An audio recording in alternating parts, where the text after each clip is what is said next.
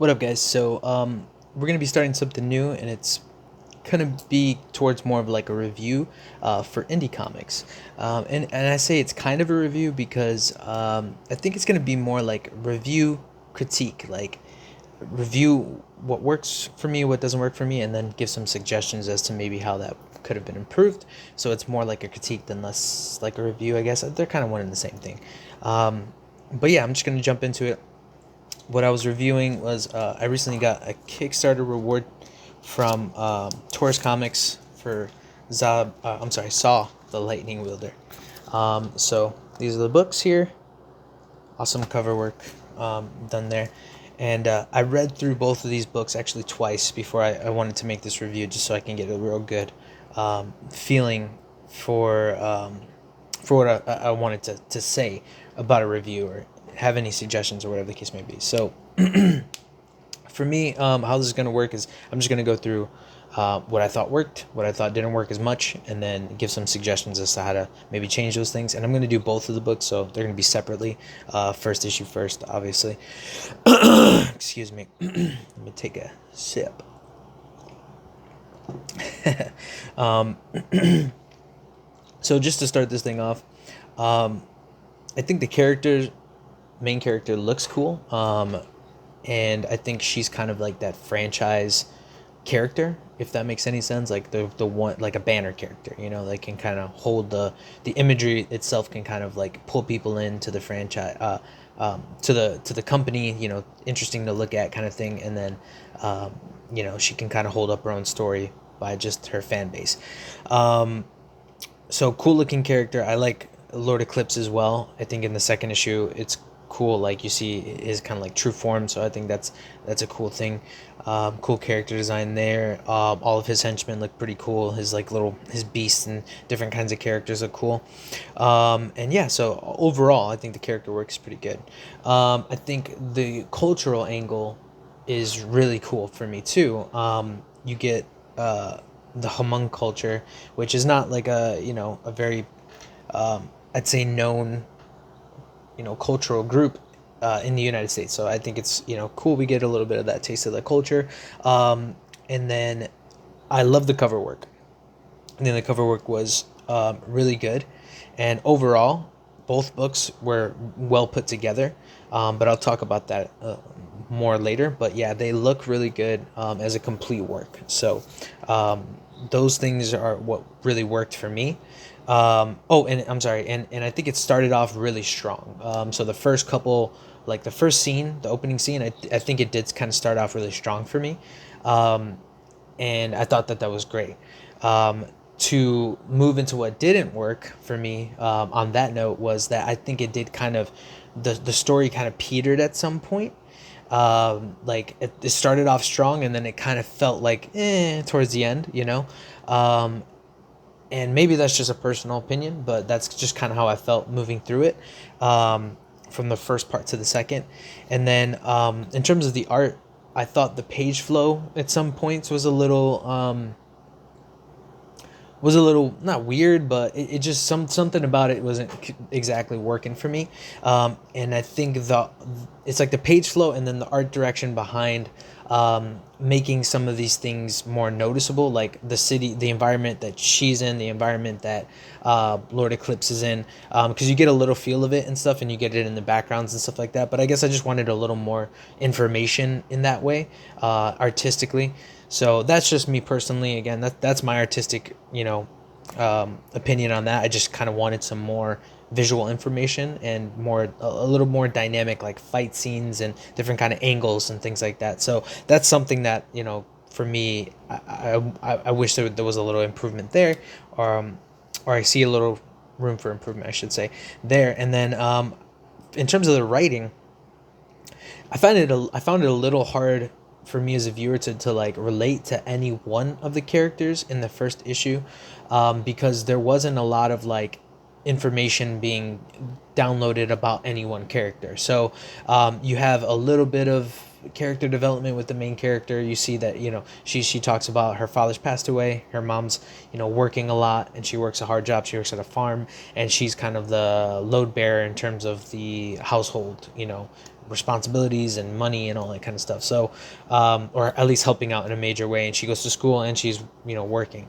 So you get this kind of sense she's, in a very relatable situation for sure, but just not a lot of dialogue or character development in that way. There wasn't like a narration, like a self narration. So we didn't get a lot of her voice, I think, in the first issue. So that was kind of hard for me to like, on a personal level, to feel like really attached to the character. And that it was like it was pushed here, and I guess I wanted it to be pushed a little farther, but I'm not saying that the writing really suffered from it.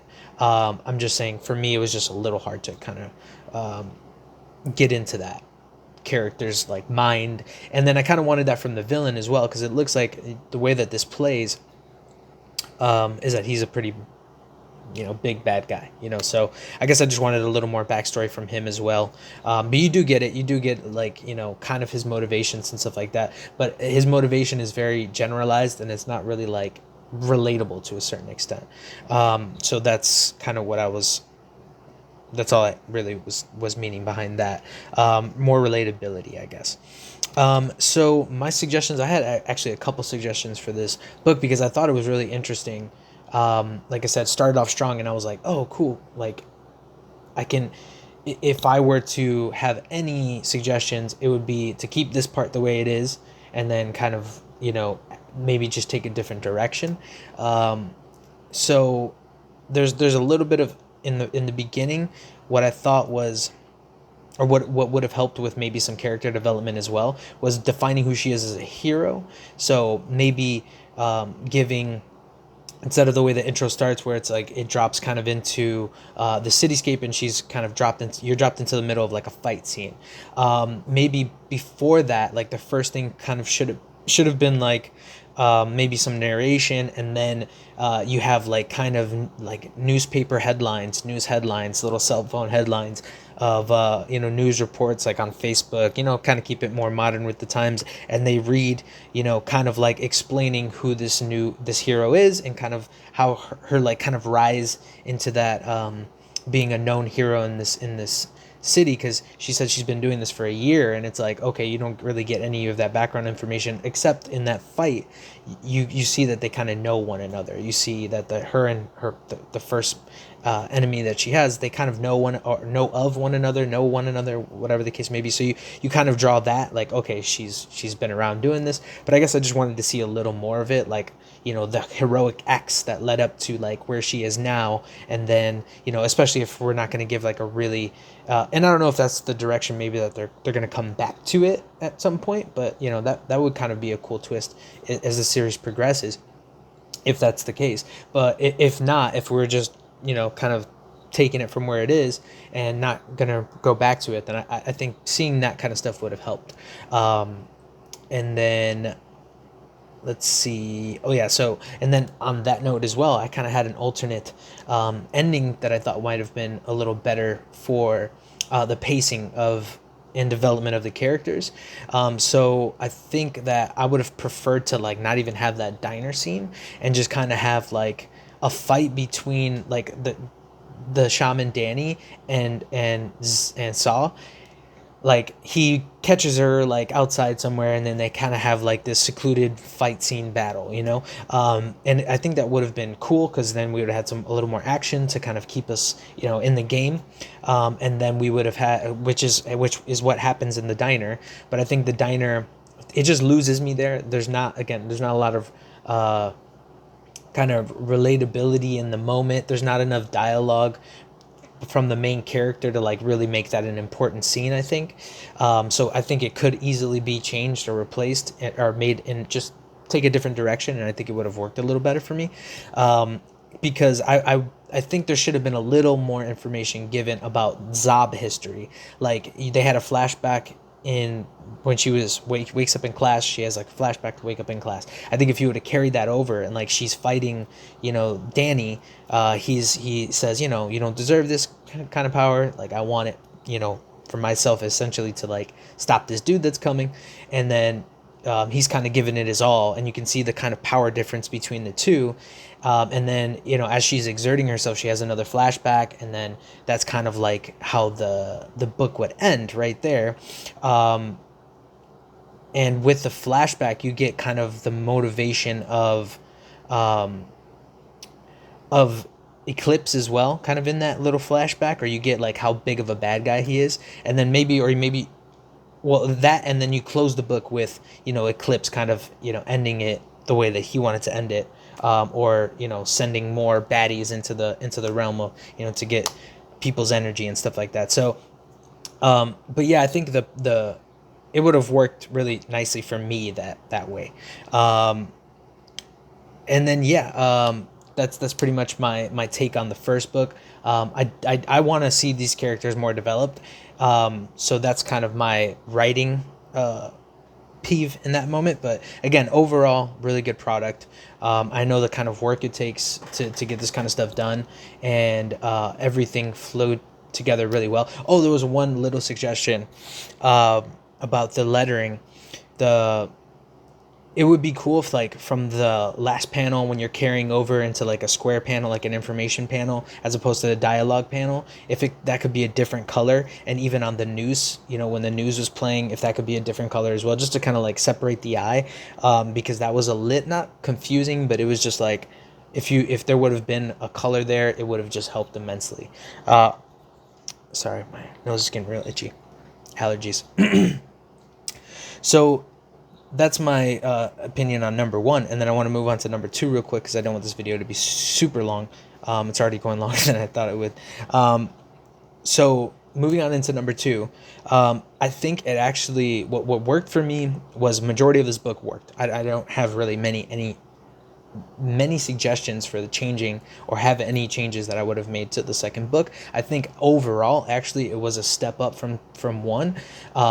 From issue one in all areas, because you get the information download of her origin. It feels like there's a lot more. The art direction kind of like took on a more concrete kind of feeling.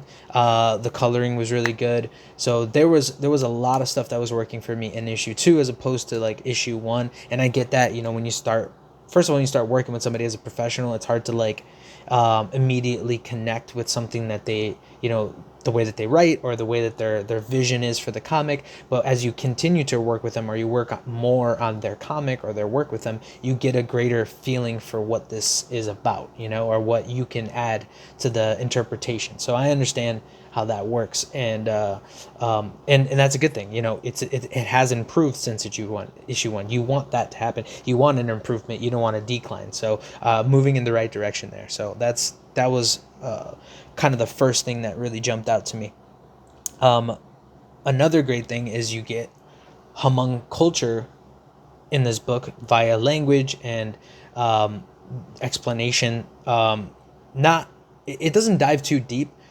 So that was something that I was like, okay, I think that's meant for the reader to kind of like not get bogged down.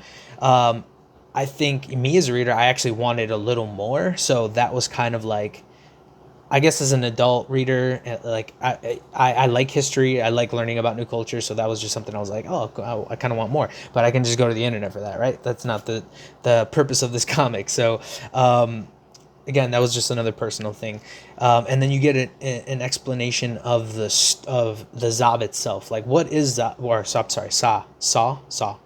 I have to keep repeating that. You get an idea of what that is, like what the mantle is, what that means, and how Danny views the situation. You get his like aspect of it. So there's a little development there between the two characters and stuff like that. So that was good, and we get another really great cover. Actually, like I said, I think in every way, I think number two was kind of a step up from number one. So that to me again was really right off the bat, really just kind of stuck with me. So a couple things that just didn't work so well for me. With that being said, everything was just done a lot better. A couple things that didn't work for me, or didn't feel like kind of improved from the last issue. I really kind of want to see a little more dynamism in the the panels and the actions. They're for some reason I just get this kind of like blocky fist fight kind of thing, and I guess me as a reader, she can fly and she has lightning, and that's something I forgot to mention about the first issue and just the character in general. And it's kind of one of the it's kind of a funny thing, and I don't know if this was just an artistic choice by any decision maker, but her, in the name it's the lightning wielder, but you don't really see her wielding lightning too much. So I think that was to keep it more in the realm of like magic, as opposed to just straight up like an elemental kind of force. But I guess that's what I expected, and I didn't get it as much. So maybe we could have some more lightning effects. Maybe we could have some more of her using those lightning powers in different ways. And like I said, like she can fly, so I expect her to be kind of coming at the enemy from a lot of different angles, trying different things. Kind of just more of a dynamic fight in general. Throwing uppercuts and and then seeing the actions themselves, and a block or a parry or something like that, or things like that. So just a little more chopping up the action and not grouping it so the reader has to fill in the blanks so much. Like really control the fight scenes, control what's going on, like kind of how a movie would, where it's chopping up the scenes, but you're still getting what actions are really taking place step by step by step by step throughout the fight. And I think for me, this was like a fist fight. It was just kind of like a punch, bam, punch. So it was just kind of like very simplistic in that way. So I just wanted to throw that in there. I just would love to see David take on some more like dynamic fight scenes. So that's something that, and I know I've known David for a long time. And I really really love him as a cover artist, and I think that's one thing that could just probably help with his fight scenes, just a little more dynamic kind of poses, angles, things like that. And then I think I just wanted a little more villain development in the second issue. You don't really see him too much. You don't really like get any more relatability from him. Not too much dialogue or anything like that. So, and I get it because there was the kind of the information download of the the Hmong kind of cultural history and the Saw history itself. So that's why I thought maybe some of that should have been tackled in the first issue. So that way, the second issue was just kind of more spread out. She could have learned more, about. I'm sorry, again, really, nose is really itchy. She could have learned more about, or they could have, driven harder into the topics that were discussed in issue 1 and not like completely discussed. But I think like, again, I would have preferred it spaced out a little more as opposed to it being, right here in that one issue, because it kind of made it feel like the first issue. It kind of made it, kind of made number 2 feel like the issue 1, because I was getting to know the character. So, or the storyline, I was getting to know the kind of meat and potatoes of the character's origin and things like that. So that's kind of what I thought was cool. And then if we would have had, or thought could be changed, let me just put it that way, but it would have been cool to have some more villain development as opposed to like having just all character development, and then there's this like break, because they're talking and time is passing, but there's not really a change. It's kind of like a pause in the fight scene, come back later, and it's kind of the same thing. So I would have again liked to see some kind of like differences there, some more momentum of what the villain was actually doing once he gets into the world, and like see those scenes of him doing things to normal people, more of those, because there was like a scene, I think at the end of the first issue, where he like grabbed a couple cops and like drained their energy, and I was like, oh, that's dope. Like the way that was paneled was really cool, and I wanted to kind of see more of that in the second issue, and see those like really cool demon looking characters kind of like be causing havoc, jumping off buildings, and that would have been really cool. So again, just a little more dynamism in like the way that the actions are moving forward would have been really great, and a little more development of the villain characters, and not just Eclipse, but his dude Clay, or Kale. I'm not sure exactly the pronunciation of that. They didn't really clarify. But yeah, overall, again, for both of these books, overall really greatly put together, really wonderfully put together. They delivered on their Kickstarter pretty quickly, in my opinion. I've waited longer for less, so let's just put it that way. And yeah, the whole process, the Kickstarter was very organized. Their marketing was on point in terms of like getting it in front of me all the time. So that was really cool. The tier that I purchased was like, it wasn't super expensive, you know, but I got a lot for what I paid for, so that's really cool. And I really appreciate that. And just altogether, good experience reading these books. Like I said, there was a couple things that I would have improved just from my perspective in issue one, and things that I would love to see moving forward, in terms of like an art critique. So that's pretty much it.